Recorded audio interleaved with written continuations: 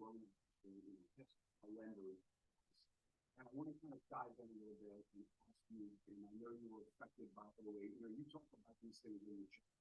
And that's one of the reasons why I think that we, get so many people paying attention to our channels, is because we're kind of talking about the experiences that we know firsthand, boots on the ground, that kind of thing. But, can you just tell everyone, what is your background in real estate? Sort of what got you into the industry?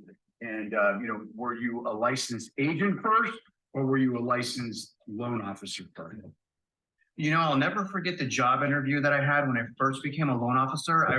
I went to a place in California called Claim Jumper. I absolutely love that restaurant, by the way, Claim Jumper. And someone, this lady, her name was Angela. She pulled up a calculator. She showed me a $400,000 house. She put 400,000 in a calculator, and then she multiplied that by 4.5%, which back then, that's how much loan officers made.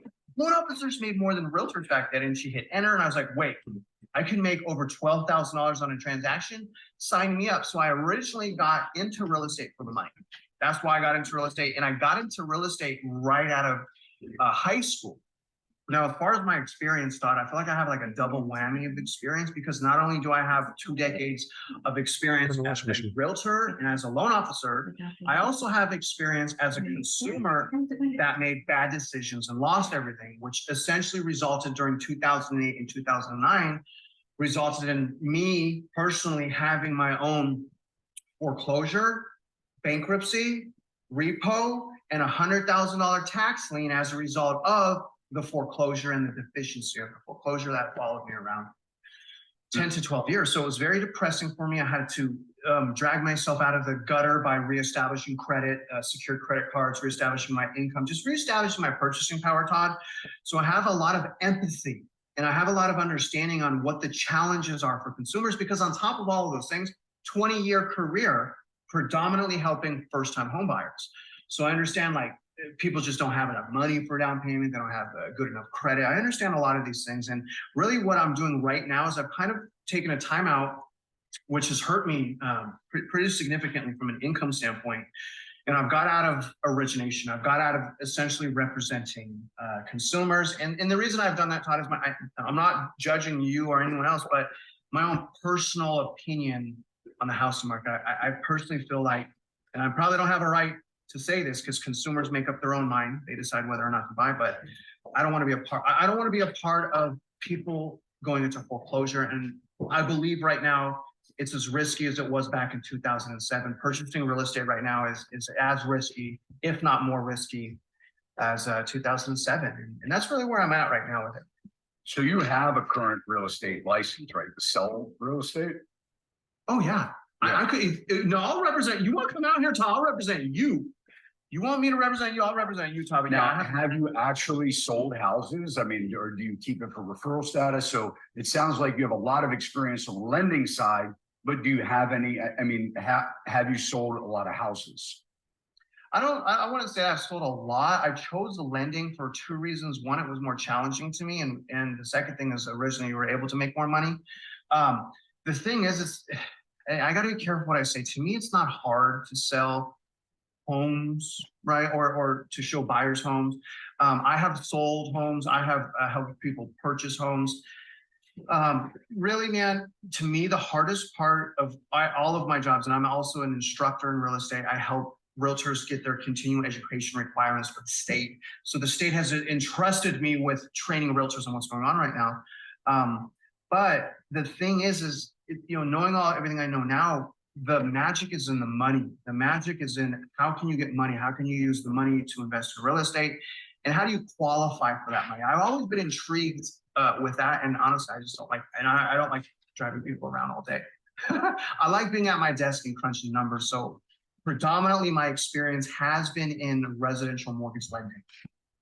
What's your opinion? I mean, you deal with a lot of agents.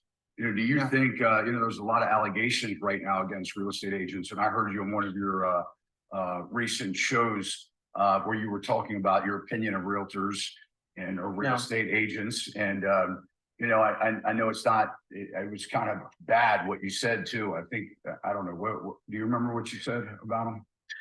Todd, I'm going to tell you this, man. I've said a lot of things about realtors because I've met thousands of them. And I want to start by saying this. Realtors are incredibly important for the community. They are vital for the community. And I'll also say there is a lack of realtors that the community could even lean on. And that's my gripe. And personally, I feel like we should be hard on realtors because I'm about the consumer. And in fact, you know, Todd, if a realtor is going to be so desperate, and I know it's a commission job, I know they got to put food on their table, do something else. Go work for Home Depot, put food on your table. Stop cheerleading, you know, and use the data. That's the other thing. So the thing is, I practice what I preach, Todd, because I'm training realtors. So I got to get and face my peers who watch my videos. Well, you better hope that they don't watch your videos, because I think you said something. It was something bad, man. I mean, it was like scum suckers or something. I mean, it was. I don't remember. Yeah, you said something was kind of crazy. I was like, wait a minute, what you said there? I got to tell you about what I think of real. I think it was with Johnny Fly. I think it was a Johnny Fly interview. But anyway, here's the thing. You know, I don't blame the agents. I don't blame the agents. I really don't. I think. You know, and of course, people listening may say, well, of course not, you're a real estate broker and that's how you get paid. I don't blame the agents because I think, you know, here's what I think. I think that I like to think that America is full of good people. Now, there's bad actors in every industry, including loans, okay? But in every industry, there are bad actors, but I blame the leadership. Okay. Yeah. Because, you know, here's what my opinion is on the housing market, because I interview agents, I'll talk to agents, I'm friends with agents, I know professionals all throughout the country. And what I see the most with this, Travis, is that back in the day, and I'm not talking about, you know, a gender equality and things like that. I'm talking about, I'm not saying that men are better than women. In fact, I think women can be more trustworthy, honestly, than most of the men that I know, a lot of the women that I know, okay? But my point is, back in the day, it was only men, there was no women, right? And the broker or the brokerage was very much in charge, right? And I have a friend of mine, he's in his 90s, built one of the largest, you know, local real estate companies. Jim O'Connor owned a company, big one, O'Connor, Piper Flynn, and I've interviewed him before, and his slogan was, it's what's behind the sign that counts. And when you talk to him, and I interviewed him, I have his interview, actually, it's one of the first videos that were shot on my YouTube channel, but that had multiple meanings. It didn't mean the real estate that was behind the sign, but it did. It also meant it's the company behind the sign, right? And that mattered. And I think what happened, and a lot of people, look, I have to disclose this. I have to call it what it is. A lot of these companies, these brokers, wanted to fight for, you know, as the brands became less important, these brokerages, they wanted to fight for how many agents they had, agent count, things like that, right? And basically what they did was they made the agent the client, not the home buyer or seller, right? Even though the home buyer or seller is the client, they made the agent the middleman. You know, that was the brokerage served the agent served the client. And what they started to do was give these agents more and more and more and more until they get full commissions, right? Yeah. And then all of a sudden the brokers have no control. And then the other problem is what happened was NAR, right? The National Association of Realtors works on how many people can go in the membership, right? So what they've done, in my opinion, the classes have been too easy. The continuing ed has been too light. The fees have been too cheap, right? And what it means is that the barrier to entry is just too low. And that always bewilders me. Good morning, everyone. How you guys doing today? Good morning. Doing well. Good morning. Good. So I'm sorry, go ahead, guys. Sorry, good morning, guys. Oh, good morning. I figured we'd start the day off with some polarizing comments from a podcast here that I wanted to share with you guys. Some pretty good points that these gentlemen made, and some maybe you agree with, some you don't agree with, and maybe we can unravel that later on today. But let's go ahead and get started with just to see how you guys are making out. How was your weekends? Anyone have any good stories to share? Any issues you guys are working on that you might want to get some insight on? Morning, Louis. Good morning, Sarah. How are you? Doing well, thank you. Very good. How about you So I guys? did I did exactly what you told me. I went and I spoke to my seller because he's been rushing me Yeah, about not having any offers on my yeah. listings. So I did explain to him about the flood insurance, how we can offer buyers 5 years of flood insurance policy, and we dropped the price $1,000. That did bring us a lot of showings, by the Okay. way, this weekend. I did get few phone calls, about it. They were asking me questions. It's only Monday, so I haven't received any offers yet, but Okay. I have a good feeling. Good. So you saw the numbers kind of pop up for when you dropped the price, $1,000, Yes, and there's more people started calling, yes, and more showings because we yeah. started to slow down a little bit, Okay. with the showings, but it picked up really nice this weekend. Good. Yeah, the reason why that normally gets a pop is because it ends up going in the hot sheets. And I'm not sure if you guys use them, but a lot of agents do use the hot sheets. And that gets your listing a little bit more traction. Plus, I'm hoping you also updated the agent notes where you commented a 5-year credit for flood insurance. Yes. Okay, good. And I Awesome. think that got a lot of agents' attention. Good, good, good. Yeah, well, you're Yep. probably only days away, maybe at most, from getting some kind of an offer so you guys can start negotiating. What did Yeah, he think about the hopefully. Thank price? you so much for the idea. So I have that automatic like request for feedback through showing time. Hmm. And I do look at that questionnaire and what people think of the property, the price, and everything. And everybody commented the price is just right. Oh, just right. Okay, good, good, good. Yeah. All Yeah. right. So let's keep our fingers crossed that you get something coming in soon. It's probably just Yeah. been the Me flood too. insurance. Yeah. Hopefully. Yeah. Thank you so much for No the worries. idea, by the way. Like No nobody's worries. ever given me an idea like this. You're so awesome. No, no, thank it's fine. I've been in this business a long time and we've had to deal with issues like that in the past when just things that are out of your hands, such as like, the flood area.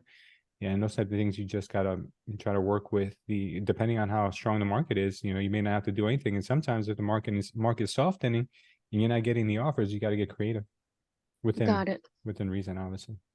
Thank How's you every so much. No worries. How's everyone else doing? You guys got any good stories to share? Anyone got any wins or any losses? I got a comment to make that I picked up from my board meeting Go in for it. Navarre on Wednesday. Yeah. And it was I forgot his name, but he runs a real estate school and he's been in the business since 1978. Uh-huh. And so he pretty much laughed at all the agents that were there and saying, "Hi, you think this is bad?" He Just doesn't feel what we bad. said. He's been through a lot worse, but his tip on survival, because most of the agents that were at the meeting were all seasoned agents. But his tip for survival has always been always flow to where the market is. And he says right now, the only way that the good agents are going to survive the next 2 years is to go after distressed properties. Mm-hmm. Yeah. And he says that is where you're going to be helping people. He says, don't run after the money, run after to help people. Mm-hmm. And as long as you're helping somebody, you will always be on top. Yeah. I feel like that's just around the corner. I feel like the pain is just starting. So He yeah. said yes, most definitely. Yeah. Like Wayne Gretzky used to say, like you skate to where the puck is gonna be, not where it is. And that's how you stay on top of your game. Just like he was, everyone asked him how he was so great, and he always tried to think where the puck was going to be, not where the puck was currently. So that's why I always say to you guys, keep an eye on that, because it does seem like we're getting to a point where that's gonna probably be a normal thing again in the market. There's only so much government intervention can do, because when the government incentivizes banks to do modifications of forbearances and just kind of help kick the can down the road and sorts, it can only work for so long until the free market takes over. Because there's only so much money they can print to throw at these banks or give them tax money to make this possible. And then reality sets in and you got to pay the piper. And I'm telling you right now from first-hand experience, banks are not charities. They will take any opportunity to get their non-performing assets off their books because it makes them look really bad. They got shareholders, they've got board members, they've got people they got to answer to, and they're not going to just be doing charity work for an infinite amount of time. So people who are going to start falling behind now, you're going to start to see that foreclosure rate tick up, or at least the list pendants rate tick up big time. And if that's the case, you know, a lot of agents, they took a long time last time to come around to understanding the nature of a short sale or a distress sale or anything along those lines. And I will tell you right now, you're going to inevitably be doing yourself a disservice if you just put your head in the ground like a lot of agents who see something that's unfamiliar do. You got to adapt, and if it doesn't become a large part of your business, that's fine, but just know that you're going to end up running into it, whether it's on the listing side or it's on the buying side. You're going to have to understand how these situations work, and it'll make you a better agent for sure. And there's no more satisfying transaction than one where you can help a seller out of a situation like that, or you can help a buyer finally get an affordable house after how many months or years of looking for one. So yeah, like Belinda was saying, I think that's probably upon us in the very near future. What do you guys think? Thoughts on that? I know Jose's on the call today. I think he is still here. Jose, does this market smell anything like 2007, 2008? Or is it different? It does. It's not a lot like it. I would say the huge difference in today's market in 2008 is that the rental income matches the prices of the sales prices. So that was a huge uphill back in 2008, where the prices were, the rents weren't really covering mortgages, so investors wouldn't buy. First time home buyers wouldn't make it. Yeah. With the buying multifamily. So I see that as a huge difference today. It's crazy, Louis, because I agree with these guys. The video that you put on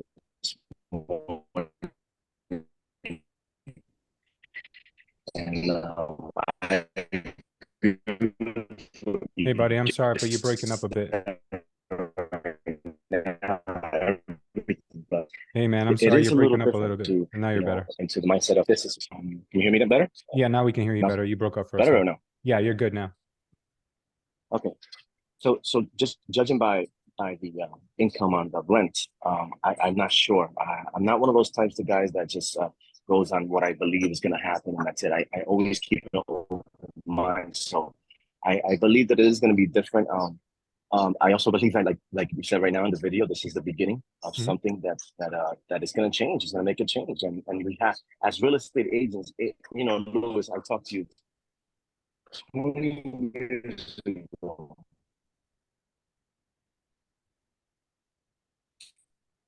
Hey man, sorry, you're glitching again.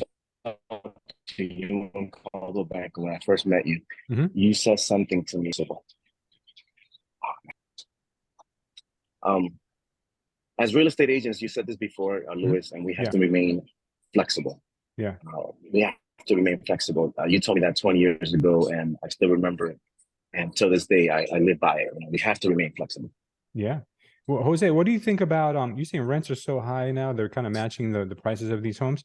But what do you think about right now us being at a record high in the amount of money people use from their income to cover housing? So right now, I think that number is like in the high 40s that people are using to be able to qualify for a rent nowadays. Is that sustainable, or do you think rent prices are going to inevitably have to crash? Because as a rule of thumb, a lot of times with landlords, we like to see 3 times income for rent on properties. But right now, what I'm hearing from statistics is people are using in the mid 40s or high 40s a percentage of their income to just cover rent.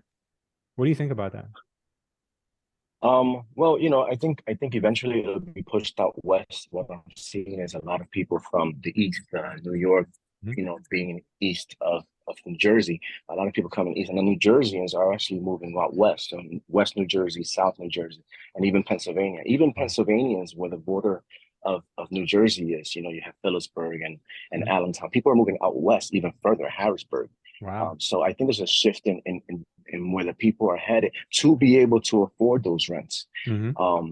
Now I'm also seeing a lot of what do you call that, roommates situations. Most of the people that I see now are moving in with other people, Mhm. roommate situations, because they can't afford, or out west. Yeah. Yeah, that's always, the 40% covering, 40% of your income going towards mortgage. That's it's a setup for disaster. So Yeah. I don't know. It's high. It's high because we haven't It's even high. factored in utilities or food, and all of that stuff is coming in at record numbers now too. I'm not sure Just if you living guys remember. expenses, you know? Yeah, it's crazy. And I told you guys last week you're going to get some inflation reading on the market, so we're going to go over that today to kind of break that down a bit. But it's not getting cheaper for people to be able to live. It's getting more and more expensive every single day, and gas prices, energy prices going through the roof. So I think it's a matter of time before we see a break somewhere. Does someone else want to say something? Yeah, Louis, good morning. It's Hey. Cassandra. Hey, Cassandra. I also went through that time. I've been licensed since '96, Oh, okay. and I agree that there is definitely, we need to be aware of the situation, constantly watching it because it is changing and we don't really know where it's going to go. Mhm. But it does feel different, but at the same time similar to the 2008. So Yeah. yeah, not because like you said, or like Jose said, the rental issue is different now. So that helps us to be able to help people and also still be able to survive Mhm. because they can rent it or they can afford to buy it and then rent it out or whatever. Yeah. And they couldn't do that back then. So that's where Mhm. all the empty houses sat for so long.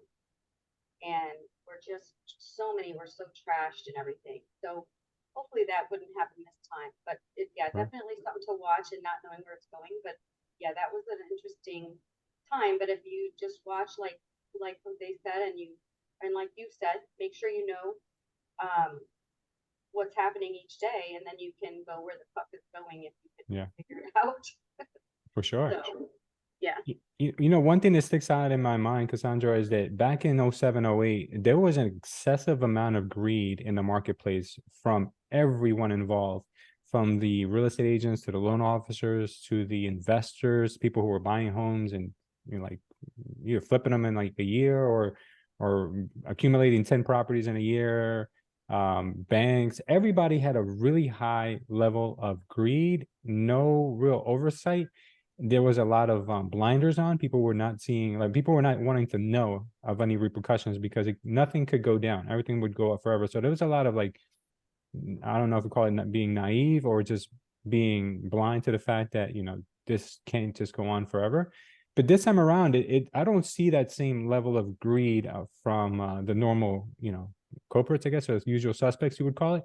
But obviously there is a level of opportunism right now being taken by sellers or have been taken by sellers in the last few years where they're capitalizing on the resale. But I wouldn't necessarily call that greed. I would just call that, taking advantage of the market that we're currently in. Do you see major differences between the, I guess, human nature from what we were seeing in 08 to what we're seeing now? And it maybe is different culprits at play now? In yeah, well, I guess this is what I remember from back then. I did not like those lending policies. I never ever suggested or did I ever work with anyone who ever did any of the questionable lending. Yeah. I wasn't comfortable with it. The interest only and the 100% do a double mortgage and or finance now and refinance and Yeah. that was the problem. They were like, oh, interest only, then you can refinance. Well, then everyone was underwater and they couldn't refinance, and then everyone lost their home. So, in that respect, I know that obviously that the bad lending situations has been hopefully corrected, and but we just have to be aware of is there another avenue that's going to be similar to that but different. Mhm. But as long as you're aware of it, like I didn't allow any of my customers to do that, Yeah. my clients. So I feel good that nobody that I worked with lost their home for that reason. Mhm. So it's also being knowledgeable yourself and going with what you feel is also a good practice. Just because everyone else is doing it doesn't mean it's necessarily the right thing for you. Yeah, correct. I agree. Absolutely. Louis, I have a question for Yeah, you. Jose.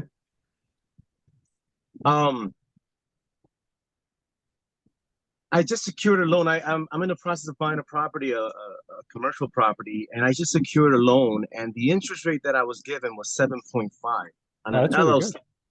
On an LLC, 7.5. That's good. That's super good. Right now, Yeah. I'm thinking my mortgage lender told me that interest rates are dropping. Is he really? Well, I mean, 7.5. The last loan I had maybe 8 months ago was 8.9. Yeah. So this same lender, 7.5, and Yeah. and we're talking less than FHA's. I mean, at times, right? 7.5. So Yeah. what do you think about that? That's definitely a difference between now and 2008. Yeah. So let's look at that for 1 second. What Jose is saying there, because what lenders and banks base their rates on are the bond yields. We've spoken about this for a very long time, but sometimes the bond yields go up, but the interest rates come down. And the reason why is because there's something called a premium. A premium is kind of like a spread, and the hungrier the banks get, the lower that spread gets. So for instance, if they're doing less business, they need to be lending money, right? Because they're in the business of lending money. So to stay competitive, a lot of times banks lower their premiums, but in some instances, you see rates, you see the yields on the bonds going down, but rates stay the same or go up. That's because banks also need to make up for money they didn't make in other situations, because they're seeing like, okay, well, we can lower rates a little bit, but not that much, so we can make up for the money that we haven't been making. So they play around with this thing called the premium. So right now, with the loan you're getting, Jose, this is private capital. This is money that has been sitting on the sideline because they're waiting, waiting for borrowers who want to take money out. And I would say there's probably not as many as they were when rates were 3, 4, 5%. So right now, by them being able to give you a 7.5, just goes to show you that they're playing around with that premium in order to be able to lend that money out. Because if they're giving you a 7.5, right? Let's just say, and you're getting a loan from non-QM bank, right? This is not like a Fannie Mae or anything like that, not a conventional loan. This is more of an investor loan, correct? You there, Jose? Oh, you probably muted us. Well, Yes, it's a DSCR loans, right? Yeah. Okay. So what you got to remember is that right now, investors can go and stick their money in a money market account and earn 4.5%, 5% on their money. So there's that gap between 5% and 7.5 that you're getting right now. And the lender has to see, where can I squeeze money out of this spread between 5% and 7.5, still give our investors more money they would have made in the bank, maybe give them 5.5, give them 6%, or even 6.5%. And then the lender keeps that 1% yield, that 1% spread between the 6.5 to 7.5. So they got to play with those numbers in order to be able to stay in business. Because if not, Jose, that half point may make or break that deal. Maybe it doesn't carry itself with that kind of an interest rate, or maybe Jose is decentivized from even looking at that kind of deal because it won't cash flow the same. So they have to try to stay competitive when the market gets ugly like this. And believe me, if rates continue to go up, it's going to get a lot harder, for investors to find deals that make sense. The sellers are going to have to come down on price, or, homes are going to start foreclosing, and then things start to make sense again. So it could be a gap between the time that takes place. What do you think, Jose? Do you think that's the reason why they're giving you lower rates, to stay competitive, stay in the marketplace? Definitely. I agree with you 100%. That's exactly what they're doing, and they're also covering themselves. So what they're doing is, before they used to do a 3-2-1, where prepayment penalties. So prepayment penalties are going to 5, 4, 3, 2, 1. So if you sell the property within the 1 year, you got to give them 5%. Oh, it's horrible. I hate it, but I had to take one not too long ago with that. Yeah, you got to keep it for 6 years and above in order for you to win. Yeah. But the interest rate is fixed, which is great. That's a good thing. So that's really a huge incentive for for people who buy and hold. Yeah. So, just for all of us in the call today, like I said before, staying flexible is the key in this business. You have to go after investors and let them know, hey, there are programs out there to kind of leverage that expensive interest rates that they're offering nowadays, to incentivize more purchases from investors, Yeah. Let's explain that to people because I don't know if everyone has heard of that kind of a prepayment penalty that you just spoke about. So what you're saying right now is you've got a 5, 4, 3, 2, 1 buy down, right? I'm sharing my screen right now. Hopefully you guys can see that. So that means that in year one, if you say I want to refinance or sell this home, you got to pay back the bank $15,000. If in year two you do the same, you got to pay them back $12,000. And this is for them to give you discharge, for them to be able to give you a payoff on the mortgage and allow you to pay them back. You're gonna have to pay back the loan plus this interest that they've already baked in. So it's a very profitable situation for the lenders, for them not to get all the money in right now all at once, but they're guaranteed that you're going to stick with them for almost 5 years if it makes sense for you to do so. And then they make up their money in the long run. So do you guys see what Jose just explained to everyone? That if you're an investor and you take out one of these loans at these artificially low rates, because we know 7.5 is not really like what's offered out there right now, but they make it up either by keeping you on the books for 5 years and collecting that interest only payment. Remember, these are interest only payments that Jose's making for 5 years. Or if you decide to sell sooner because you got someone who was willing to take your property off your hands at a much better price, or maybe you get jammed up and you got to sell it, they still make up their money. You guys see how they've created this kind of win-win situation for themselves? Yeah. Yeah. Cool.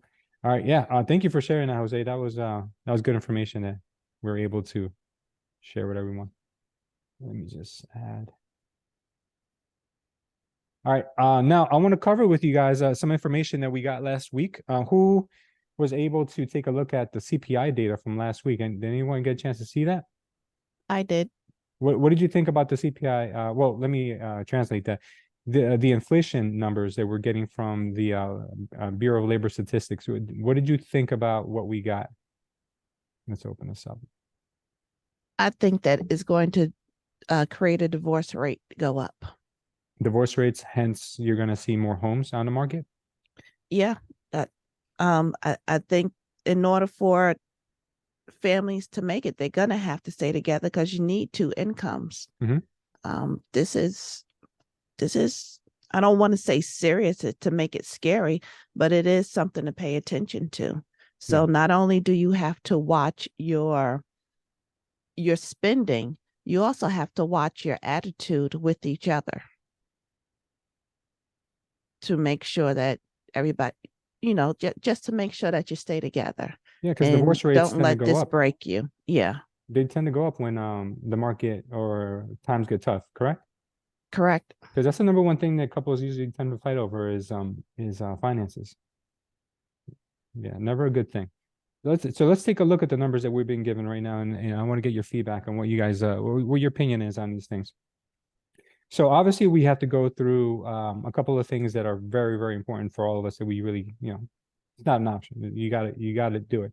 We'll take a look at food. Food in general went up 3.7% in the last 12 months. Okay, and let me just kind of rewind for a second because I want to show you that our forecast for inflation was on a year over year was 3.6% on average. What our inflation on everything was expected to come up. It came in at 3.7, so kind of like right in line with what was expected, but up 0.5% from the month before. So in the month you want to share your screen? Oh, I'm sorry, guys. I'm not sharing my screen. I apologize. Thank you, Belinda. I appreciate that. I thought I was.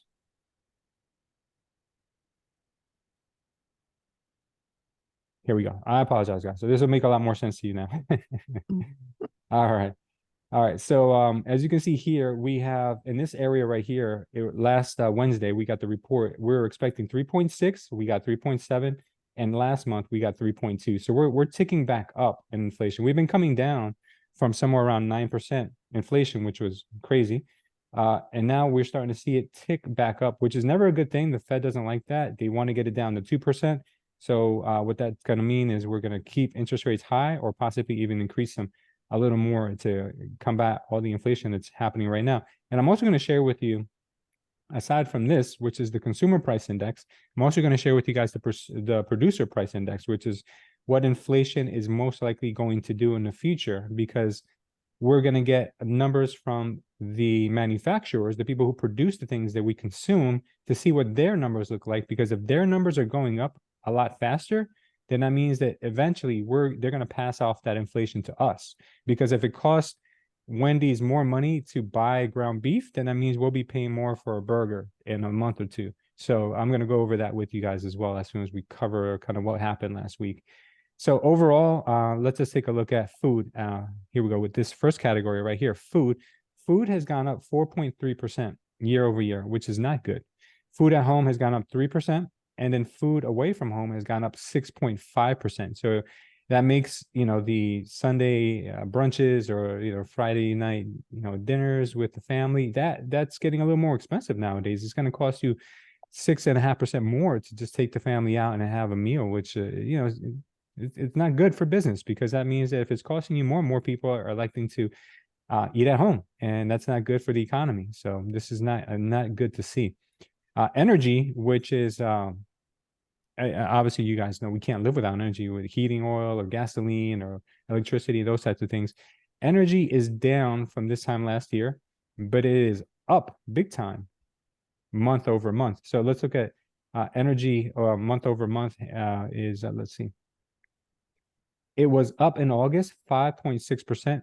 In July, it looked like it was coming down. So it looks like we're trending back up, because if you see, the trend was down for a while. We had 0.6, then we had, we had a decline of 0.6, and then we had a decline of 3.5. Then it started to kind of like go back and forth. And then we see a steady incline, and then a huge incline right now in August of 2023. This was pretty big, a 5.6% increase. So this may hang out for a while, because I think I have shown you guys the charts for oil. And you guys know that a lot of products are, if you don't, drive an electric car, or it doesn't mean that you're not affected by oil prices, because oil is used in everything, plastics, and anything you can think of. Let me just close all of these alerts. Sorry. Let's look at this Georgia oil trend. suspended their taxes on gas. Oh, have they? Mm-hmm. Okay. Because it's getting so unaffordable for these gas prices, right? Yeah. It came down about 20 cents, and then I guess they're going to try to freeze it right there until, actually they said until December. Okay. Yeah. I don't know, guys. Like right now we're at this area where it's either make or break, because from what you can see here, oil prices for the last couple months here, because these are weekly candles, every candle you see here represents 1 week. It is at an area right now that is testing this upper trend. And if it breaks this upper trend and continues to go, it's gonna shoot for this area up here where we were back in 22 of January of 22, June of 22. And if we do get up here, you can rest assured that our gas prices are going to continue to go up as well. But if we come down, we could see some reprieve. I don't know how long it would last, but if we do get an increase in oil, that's not going to be good for our inflation numbers either, which means that we'll get more.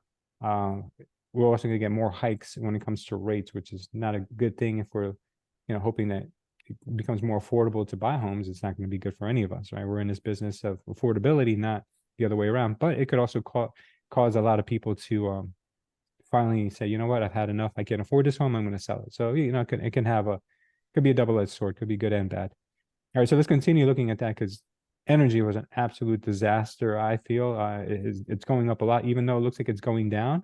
It's going down in relative numbers compared to where it was last year, but it's still very unaffordable. Let's look at something that you guys are very interested in, which is shelter prices, right? Home prices. We've looked at this before.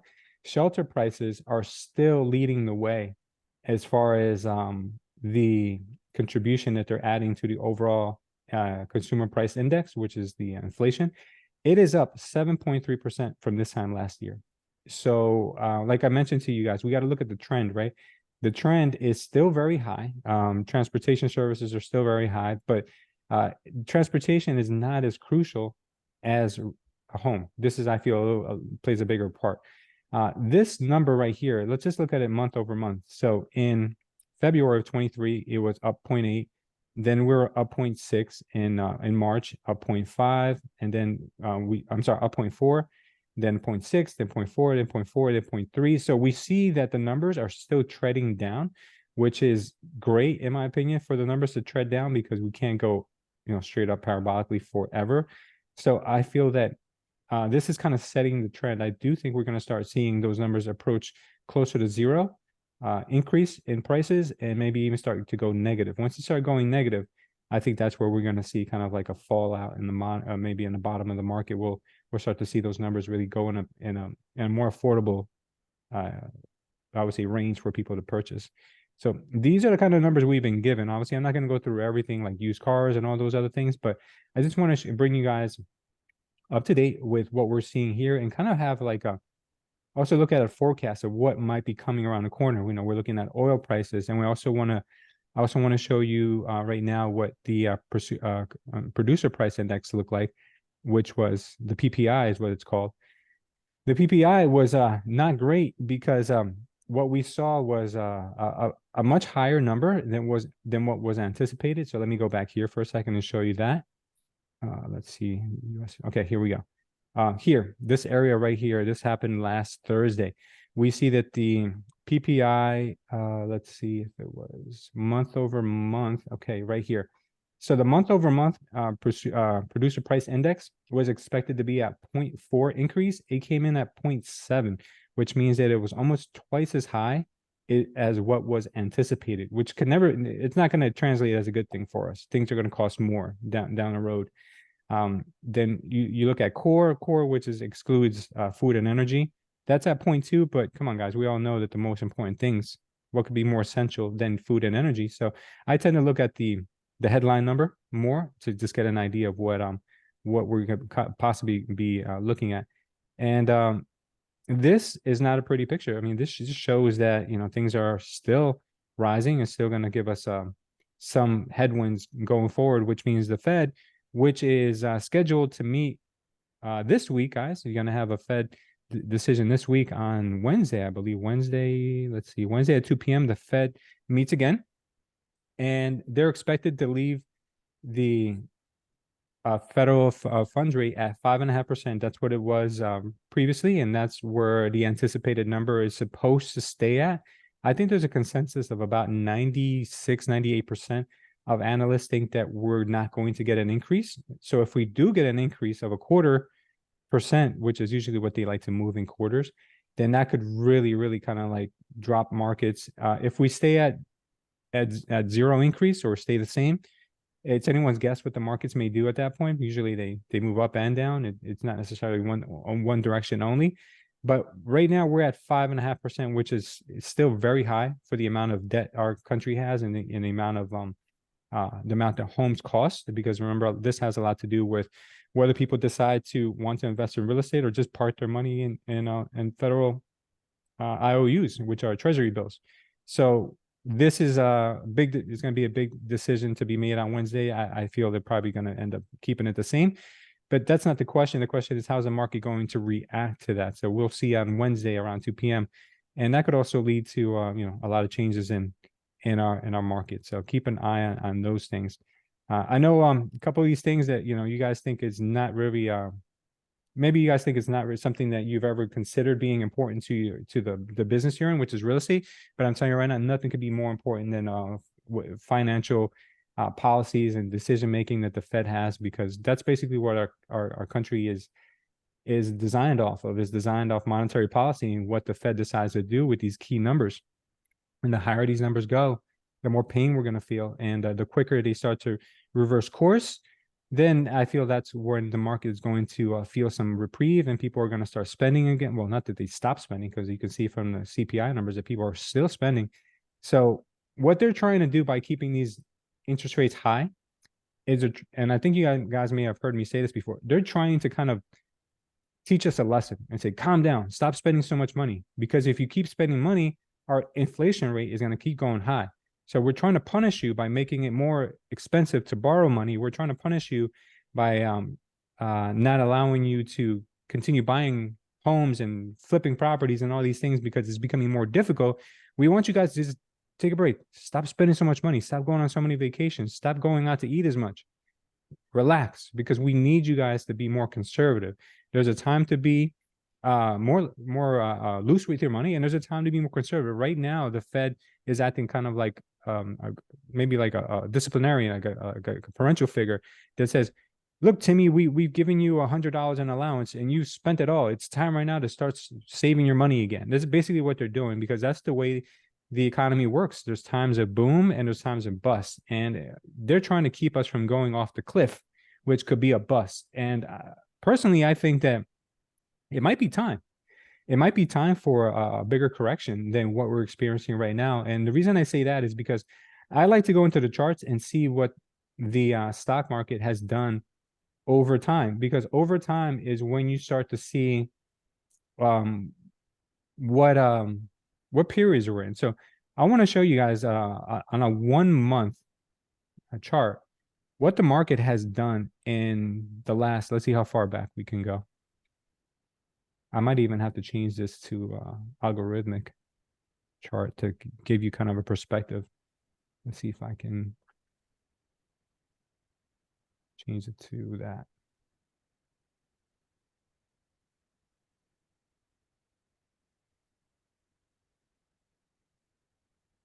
Yeah, I forget where to do that, but let's look at all. So this is the entire history, and this goes back to 85. Since 85, we've only had a few instances in which the market has kind of come down and stayed down for a little bit of time on a monthly chart, which means, like, you know, on a monthly chart means that you can see the longer trends. So if you look at this indicator down here that I'm showing you guys, this blue indicator, this shows momentum. So these blue waves show that the market has been in upwards momentum, and then we took a dip. Remember the 2001, the .com bust?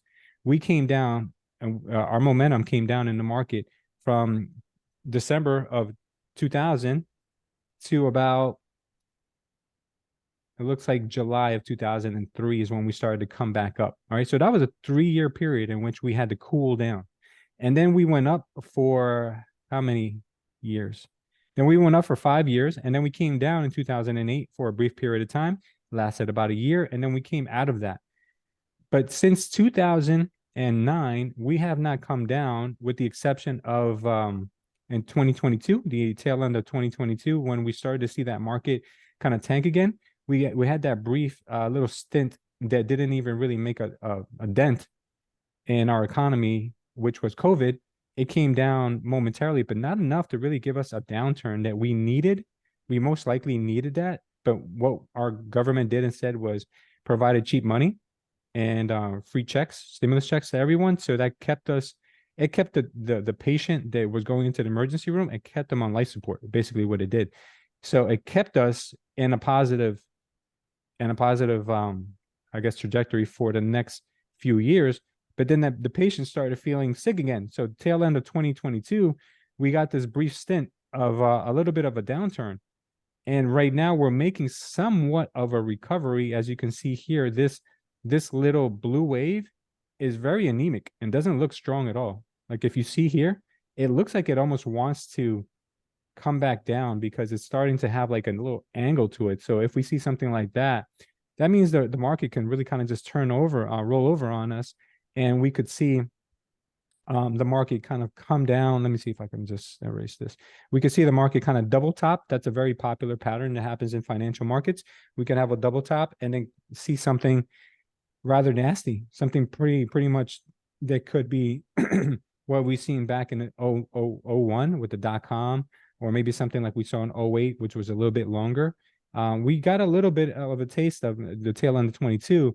But we have been on literally what do you call this? About a 12-year boom market, like bull market that there was, you know, no end in sight. And, you know, every so often, every 8 to 10 years, we are supposed to have a recession, if not, you know, something worse. So I don't know if you could have called this a recession, even though it fit the mold of a recession, which is 2 quarters of negative GDP, which kind of quickly reversed. This could be what people call a dead cat bounce that just comes up for a little bit, tricks everybody into thinking we're in a bull market, and then comes right back down, whereas where it was meant to go anyway. So we could see a huge reversal depending on what happens in the next few months. We could see a huge reversal on the way down, which would cause then the Fed to say, okay, you guys have learned your lesson. Everyone is scared. Everyone is doing a lot worse now. People are out of work more than they were before. So now we're going to take it easy on our Fed rates, and we're going to actually start to cut back our Fed rate numbers. So then you'll start seeing a quarter decrease, a half a point decrease. And then once you start to see the Fed cut, that's when it's going to be the signal for you to go back in and start to invest, start to buy stocks, start to buy homes, because as the Fed starts to drop their interest rates or their federal funds rate, then what you start to see is then that's when people have tapped out and it's like, okay, all right, we give up. And that's when the Fed says, well, now we're not going to have to worry so much about inflation because people have finally learned their lesson. They're not going to be spending like drunken sailors anymore. They're going to be more conservative because we just taught them a lesson for the last couple of months, last couple of years, whatever the case may be. But that could last. I mean, that could come down and that could last a good year or 2 or 3, guys. It doesn't have to be something that was as quick as 4 or 5 months that we experienced here at the tail end of 22, because I don't know if you guys remember this, but ever since like 2022 started, we had a huge reversal in the market. But then towards the end of 22, everything reversed. Like things just got better out of nowhere for some reason, right? And this could be easily accredited to a lot of optimism from retail traders, because if you look at the overall sentiment in the market, a lot of the institutional money, smart money, is still on the sideline. They're not as optimistic as the retail investor is. So we got to look at what's the smart money doing. So I personally think that we are going to be due for some kind of a reversal, maybe some kind of a drop, maybe something that looks, something like, I don't know, maybe something like this. We come back into this area to take out all of these lows in here, and then come back and have like another little reversal, and then finally maybe something that is maybe long awaited, or maybe it won't even last that long, and maybe it'll just come down a little bit and then come back up. Who knows? But I think that we are due to make lower lows than what we experienced in 2022. And it doesn't mean that that's a bad thing. I'm not trying to paint a picture that, hey guys, we're in for gloom and doom. I'm not saying that at all.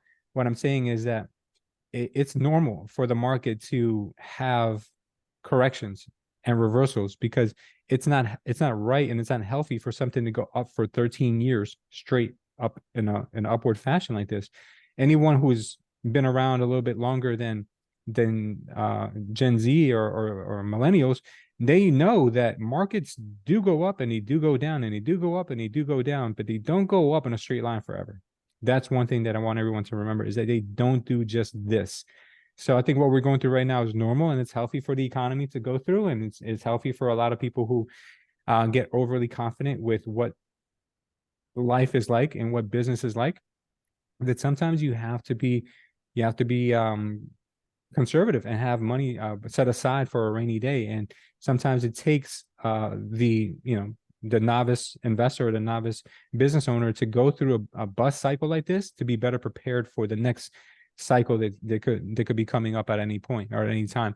So I just wanted to share this little piece of information with you guys and keep you up to date with what's happening this week. I know a lot of times I talk about these things with you guys because I want to educate you further past what you could obviously just learn in real estate and in your everyday business. I want to show you what's going on behind the scenes that has a lot to do with where prices can go next and where mortgages can go next. So very important for you to look at. And one last thing I want to show you here is the 10-year, which is what mortgage rates are based off of. Let me kind of take these little indicators off.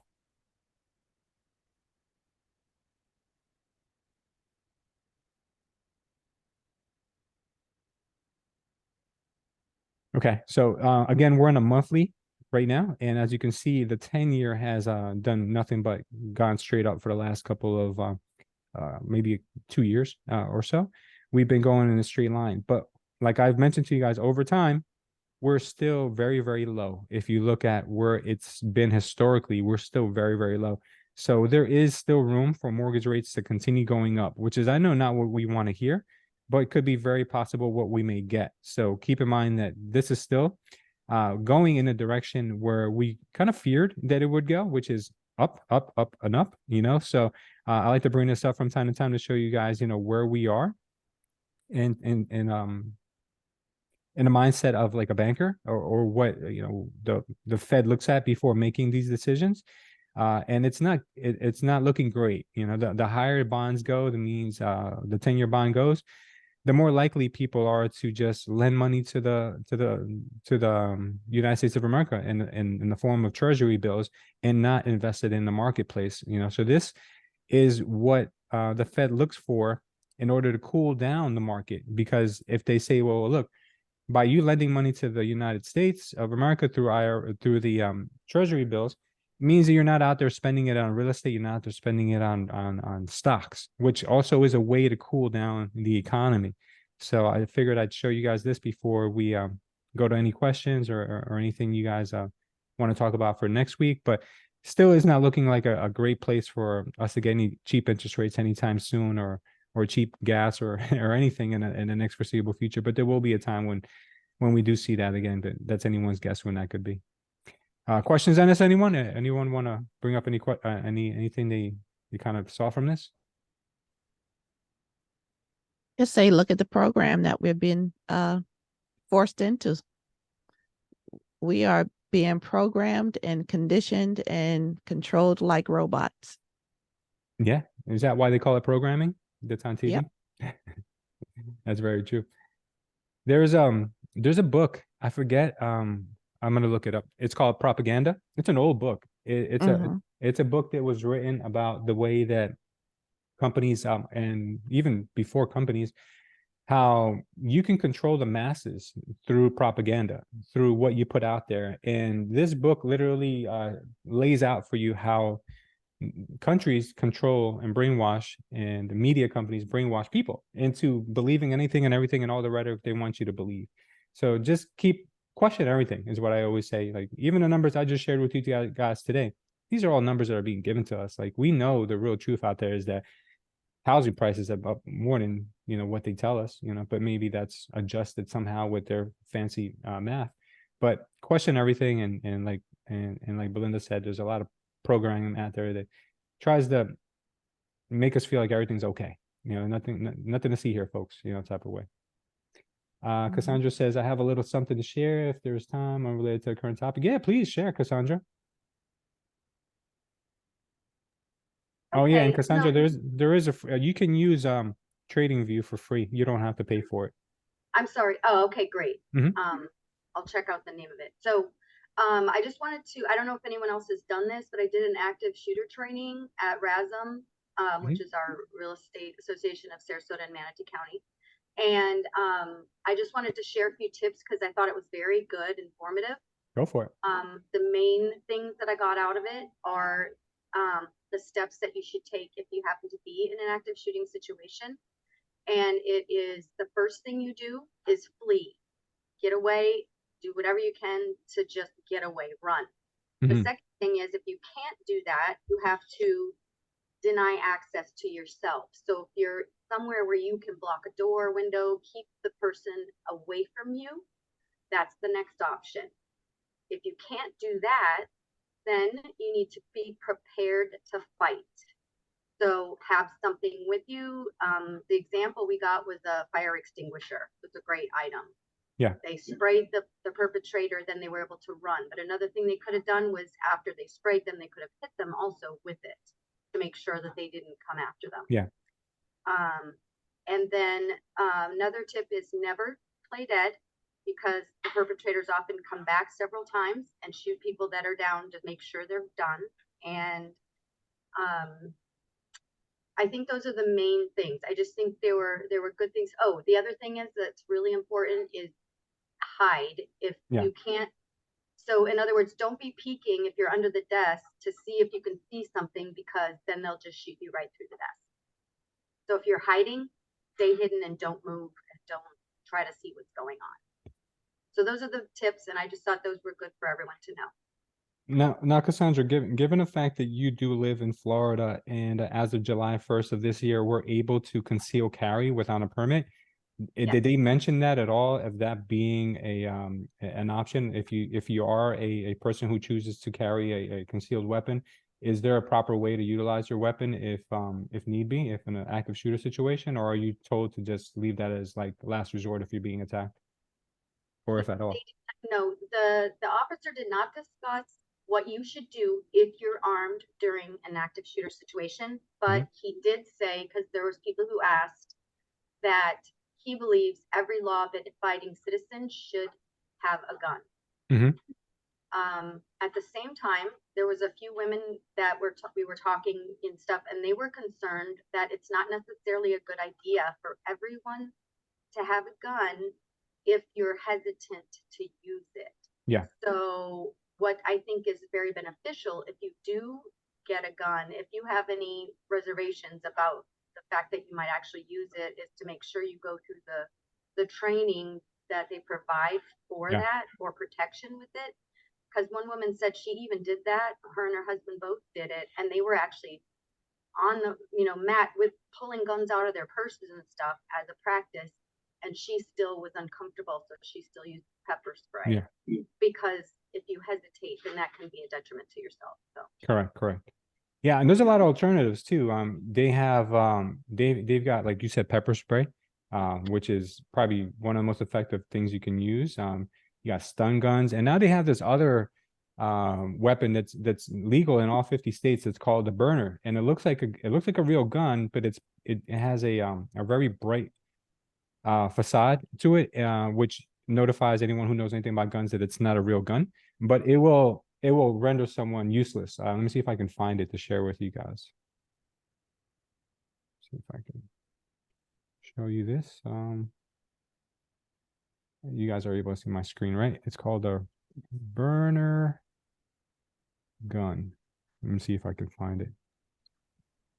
Oh, yeah, it's spelled like this, burner.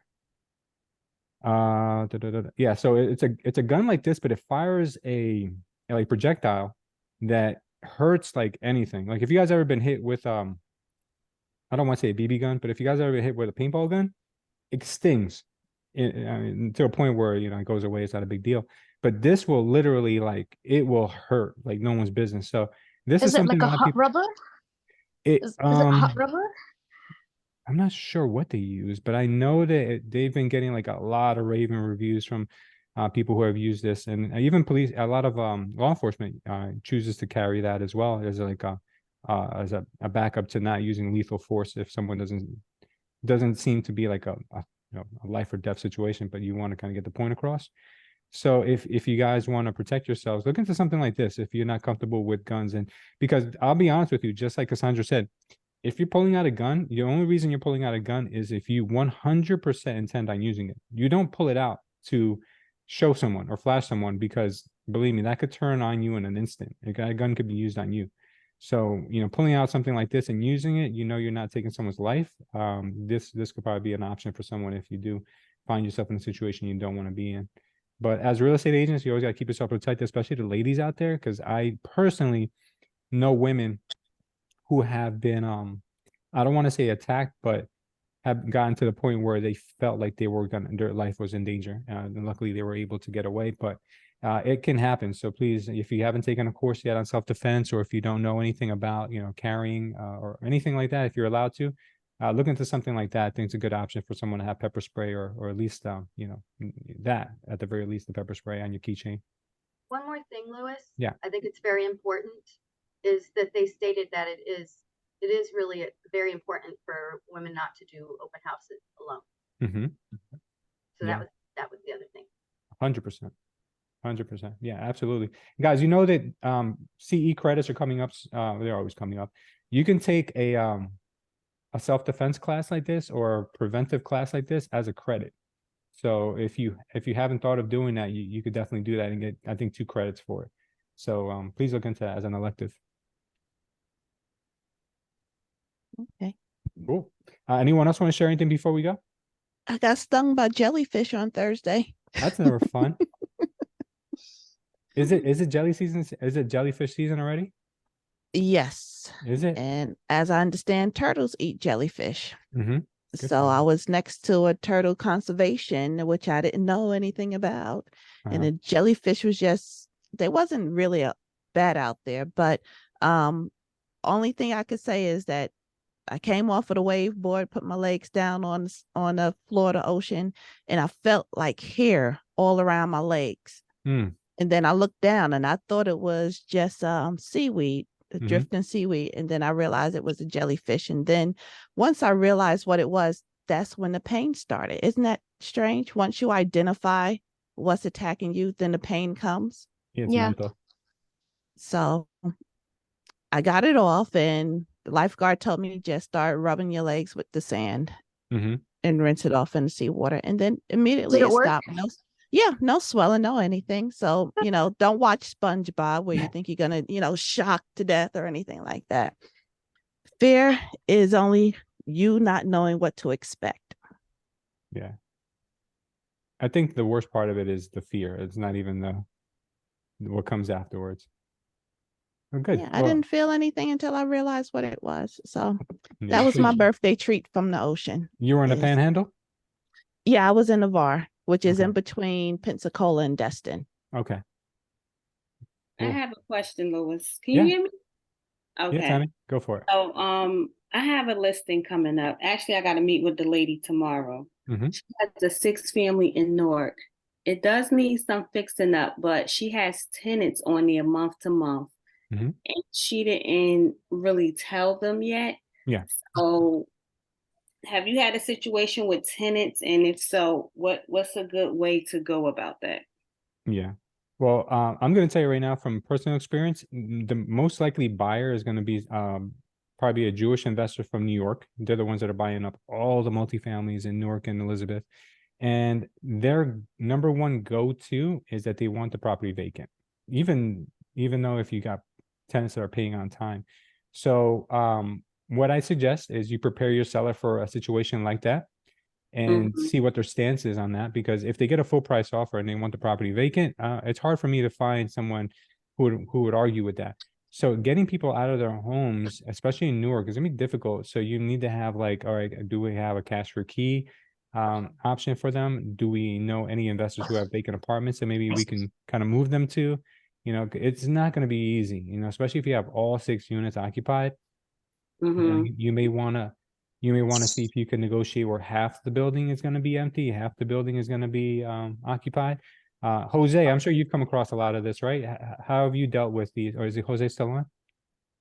Yeah, I'm still here. Okay. Yeah. Is that what you're hearing, getting a lot of too from the Hasidic community comes in and they want the buildings empty, they want to put their own people in?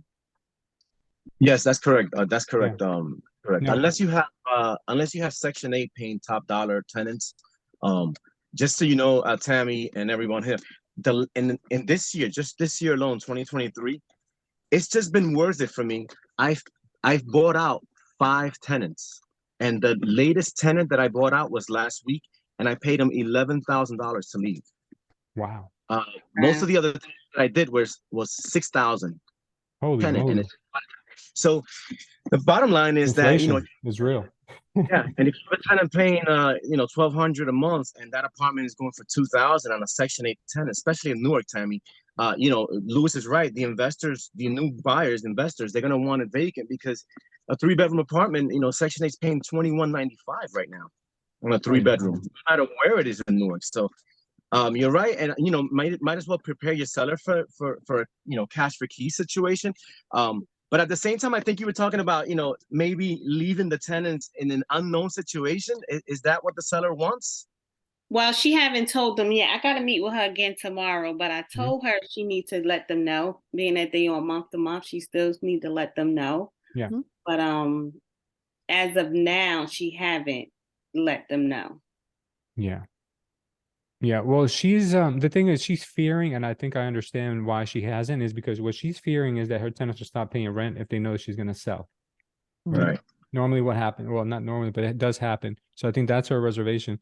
But the reason why I believe the new buyer wouldn't want the same tenants there again is because they're professional landlords. So they screen the people that go in there, and they fear that if you leave the same people there, that you didn't screen them right, and they could be a problem. So just have her tell her sellers the moment that you guys decide that you're going to be putting this house on the market, but just let them know that, hey, listen, we are not going to give you a new lease. We're not renewing your leases, but depending on how well you guys stay up to date with your rent on time, I will be passing on that information to the new buyer. And keep in mind, the buyer is not going to want to give someone a lease if they're behind on their rent. So just explain to them that if they act on their best behavior and they allow the apartment to be shown and they pay the rent on time, that information does get back to the new potential buyer. So hopefully that helps you. Okay, and being that it's a 6-family, because I haven't seen any like on the market. Is that Yeah. listed commercial? Yeah, it's listed commercial, and there is rent control in Newark. So another reason why they may want the place empty is to be able to put in people at top dollar, right, Jose? Yeah, I know they definitely gonna want to pick it up. Yeah, and Newark as its own city has a hold on rent increase right now. They've been had a holding rent increase for the last 3 years because of the pandemic, and they still haven't lifted. So Newark, in reality, is crazy because they're not allowing rent increase, but Section 8 is. So Section 8 gave me 6% increase on 2 tenants this year, and Newark is not allowing it. So, you know, what are you gonna do?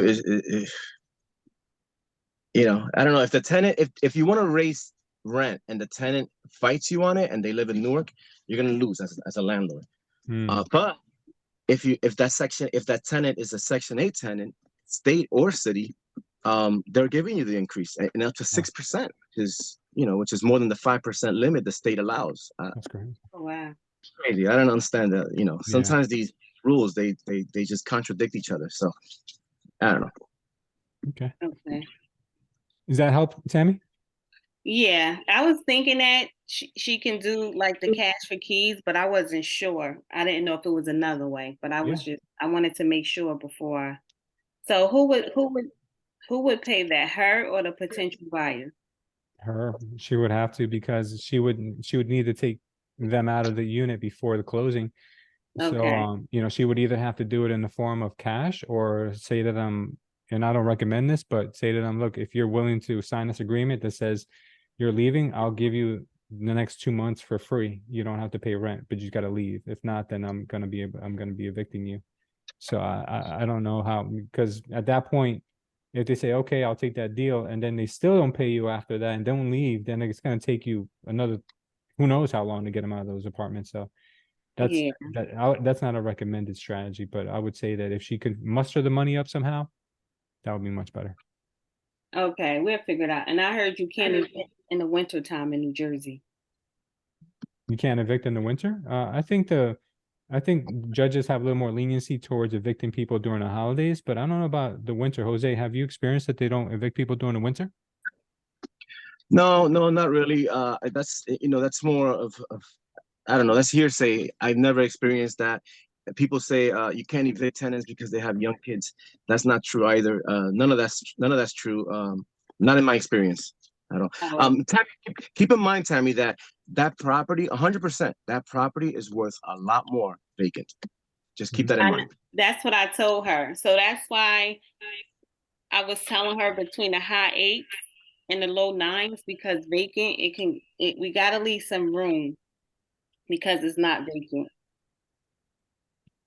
Yeah. I mean, but it's a huge lot. It needs to be updated too. It's huge. It's a nice opportunity. Yeah. But I still got this one Jewish guy who keep calling me. And I told him he trying to get me to negotiate a deal off market. He's saying he'll take it as is, but she don't want to do it off market. Okay.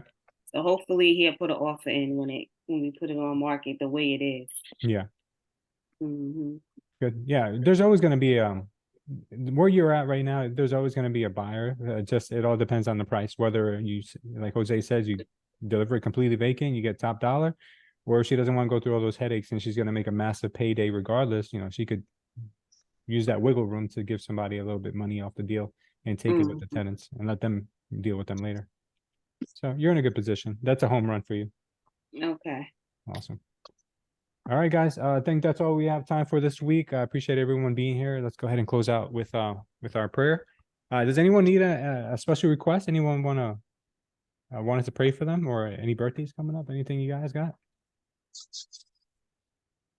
Going for broker's license now. Are you going for your broker's license? Congratulations. Mhm. Where are you getting your brokers, in Georgia or Florida? Or I'm it gonna. doesn't matter, Well, right? I have to do it in Georgia, and because Florida is a mutual state, so then Yeah. I'll be able to just transfer that over to Florida. Good for you. That's awesome. All right, go ahead. Let's go ahead and close out. Dear Lord, Father, we thank you for this day. We thank you, Father, for all the blessings you've given us in our life, Father. We also thank you for all the lessons that you have taught us, Father, and we ask you to allow us to learn from all of those lessons you have brought us through. Father, we ask you to continue blessing us through this week and give us the ability to learn from everything that comes at us every single day.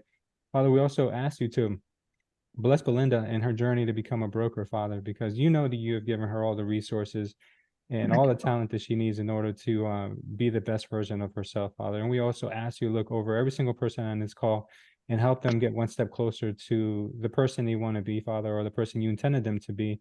Father, don't ever let the enemy get into their mind and tell them that they cannot do something, Father, because with you, all things are possible. And Father, we ask you to look over our health and allow us to come back here safe and in one piece, in good spirits next week, Father. In Jesus' name we pray. Amen. Thank you, everyone. Amen. Have a great day. Congratulations, Belinda. Yeah, you got this. Congratulations, Thank Belinda. you. That's awesome. Yeah, it's just like the real estate exam with 10 extra questions. So you're good to go. Brad, Got You'll about pass 20 it. more hours to finish.